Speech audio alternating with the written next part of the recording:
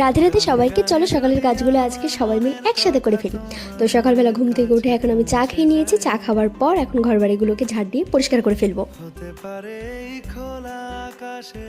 এখানে কিছু বাসন আছে, সেগুলোকে এখন মেজে ধুয়ে নেব।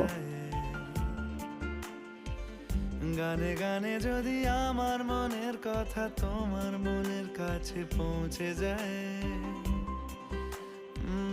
হতে পারে এই খোলা আকাশে আকাশে পাশাপাশি বসতে চায়।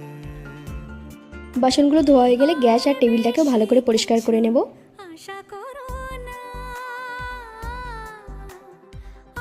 তারপর ঘর বাড়িগুলো ভালো করে মুছে নেব।